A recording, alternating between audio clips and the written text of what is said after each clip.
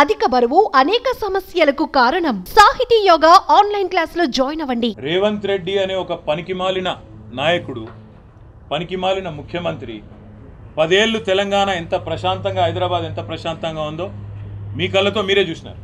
అందుకే హైదరాబాద్ ప్రజలు మాకు కడుపు నిండా ఆశీర్వదించి ఒక్క సీటు కూడా కాంగ్రెస్ పార్టీకి ఇవ్వకుండా అఖండమైన తీర్పునిచ్చినారు. ఇవాళ రేవంత్ రెడ్డి బాధ అంతా ఏంటంటే ఈ హైడ్రా పేరు మీద కూలగొట్టుడు, హైదరాబాద్లో లేని పంచాయతీలు ఎగేసుడు. ఎందుకంటే ఒక్కటే కారణం, హైదరాబాద్ ప్రజల మీద రేవంత్ రెడ్డి పగబట్టిండు.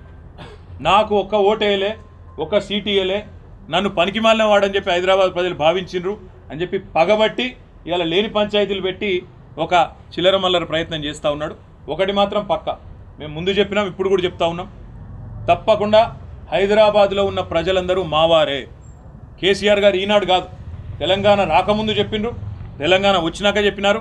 ఇక్కడ ఏ ప్రాంతీయ తత్వం కానీ, ప్రాంతీయ ద్వేషం కానీ, టీఆర్ఎస్ 10 ఏళ్ళ అధికారంలో ఉంటే ఎన్నడూ ఒక చిన్న సంఘటన, ఒక చిన్న ఎఫ్ఐఆర్ కానీ, ఒక చిన్న దాడి కానీ, ఒక చిన్న ఘటన కూడా జరగలేదు ప్రాంతీయ తత్వం మీద. ఇప్పుడు కూడా ఉండదు, ఉండబోదు.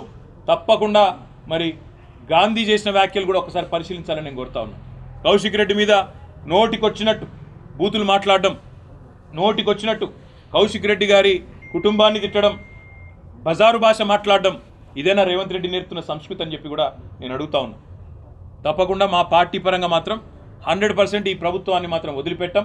ప్రజలకు ఇచ్చిన హామీలు తప్పకుండా నెరవేర్చేదాకా ఎంబడబడతాం అనే మాట మళ్ళీ ఒకసారి చెప్తాం. గుండాగిరి, ఈ రకమైన దౌర్భాగ్యం హైదరాబాద్లో 10 ఏళ్లలో ఎన్నడూ లేదు.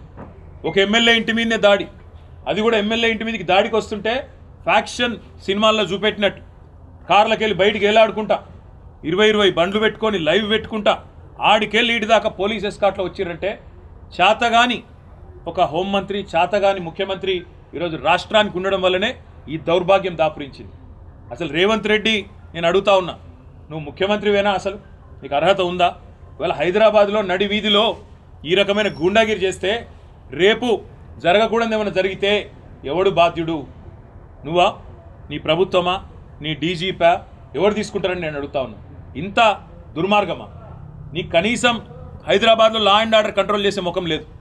పేపర్లు రాస్తున్నాయి, మన ఆంధ్రజ్యోతి రాసింది 30 రోజుల్లో 28 మర్డర్లు. ఈనాడు రాస్తుంది ఈ నగరానికి ఏమైంది అని. అదేమి చేతగాదు చేసేది. హోంమంత్రి ఉన్నాడో లేడో ఎవరికి తెలియదు, ముఖ్యమంత్రి ఎక్కడున్నాడో ఎవరికి తెలియదు. ఢిల్లీకి ఎక్కే విమానం, దిగే విమానం అన్నట్టు 22 సార్లు ఎక్కడు దిగుడు తప్ప పీకిందేమీ లేదు. కనీసం హైదరాబాద్లో శాంతి భద్రతలను కంట్రోల్ చేయలేని దౌర్భాగ్యపు ముఖ్యమంత్రి ఇవాళ ఒక ఎమ్మెల్యే ఇంటి మీదకి మాత్రం గూండాలను పోలీసులు ఎస్కాటించి పంపిన ఒక దౌర్భాగ్యపు చరిత్రహీన ముఖ్యమంత్రిగా రేవంత్ రెడ్డి మిగిలిపోతాడు. నేను అడుగుతా ఉన్నా, మా కౌశిక్ రెడ్డి అడిగిన ప్రశ్ననే, ఏ పార్టీలో ఉన్నావు గాంధీ? అసలు మీ 10 మంది ఎమ్మెల్యేలు ఎవడైతే పార్టీ మారినరో, ఎవరి ఇంటింటికైతే పోయి ముఖ్యమంత్రి అనేటోడు కండువా కప్పిండో, ఫస్ట్ మీరు ఏ పార్టీలో ఉన్నారో చెప్పండి. మీకు ఇప్పటికే స్పీకర్ దగ్గర పిటిషన్లు ఉన్నాయి 10. స్పీకర్ గారు కూడా తేల్చాలా.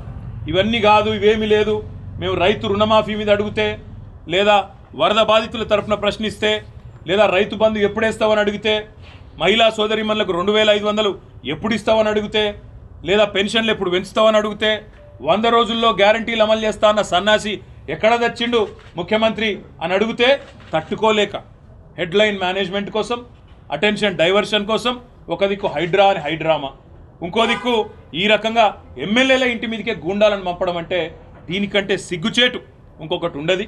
తప్పకుండా నేను రేవంత్ రెడ్డిని అంటా ఉన్నా, చరిత్రలో నీలాంటి పనికిమాలిన ముఖ్యమంత్రులు, నీలాంటి తలమాసిన ముఖ్యమంత్రులు మస్తుగా వచ్చిండు, మస్తుగా పోయిండు.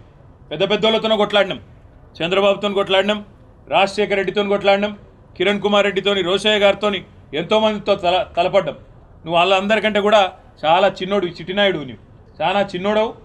నేను మా దగ్గర మా భాషలో చెప్పాలంటే హైదరాబాద్లో బుల్లబ్బాయి అంటారు నీలాంటి వాళ్ళు. ఇలాంటి బుల్లబ్బాయిలు, చిట్టినాయుడులో చాలామందిని చూసినాం. ఏం ఫరక్ పడేది కూడా ఏం లేదు, ఏం ఇంటికి కూడా వీకలేవు. కానీ ఏదో పైశాచిక ఆనందం, 4 రోజులు ముఖ్యమంత్రి పదవిలో కూర్చున్నా, నేనేందో పెద్దోడిని అయిపోయినా అనేదో ఎగిరిగిరి పడతా ఉన్నావు. రేవంత్ రెడ్డి గారు అధికారం ఎవరికి శాశ్వతం కాదు. సుమన్ టీవీలో మీ పర్సనల్ అండ్ బిజినెస్ ప్రమోషన్స్ కోసం కింది నెంబర్కి కాంటాక్ట్ చేయండి.